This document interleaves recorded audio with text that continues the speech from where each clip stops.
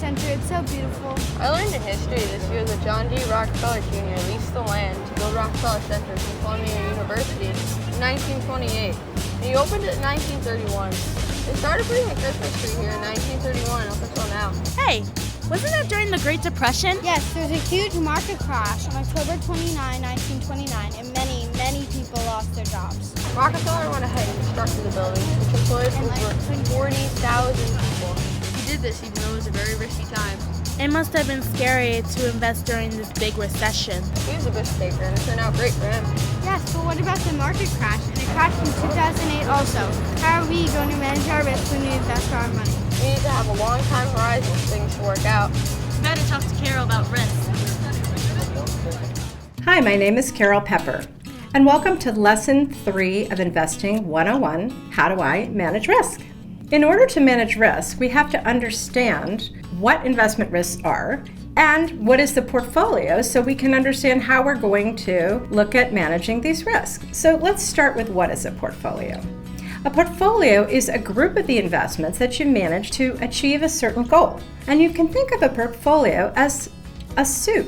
You start with a whole bunch of ingredients, which are the securities, things like stocks, bonds, real estate, even comic books.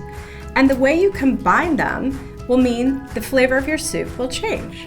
So you change the flavor of your soup depending on your investment goals. So if you have long-term goals, you're going to make one kind of soup. If you have short-term goals, you're going to make another kind of soup.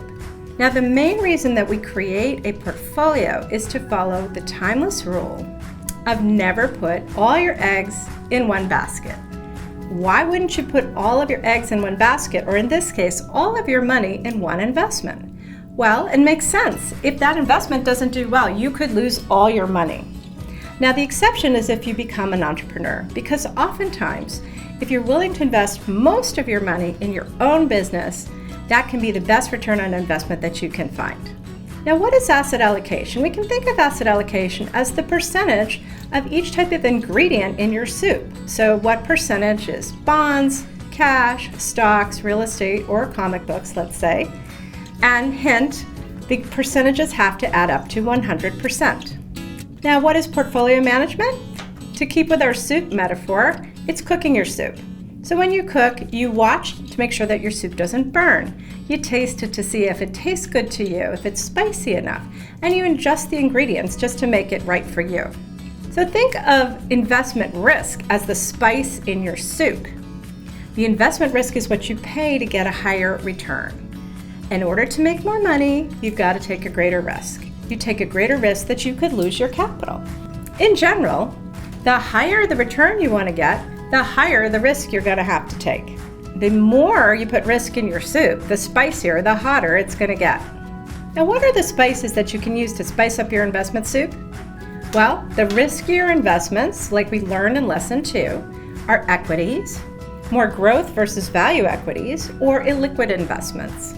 Now remember, there is no free lunch, and in order to earn more return, it is highly likely you're going to have to take more risk. If somebody comes to you and offers you investment and said, I'm going to give you a very high return and almost no risk, tell them you have a bridge in Brooklyn that you'd like to sell them. In other words, it's not true. They're scamming you, and there's a lot of financial scams out there. So always remember, if you want to earn more reward, you're going to have to take more risk.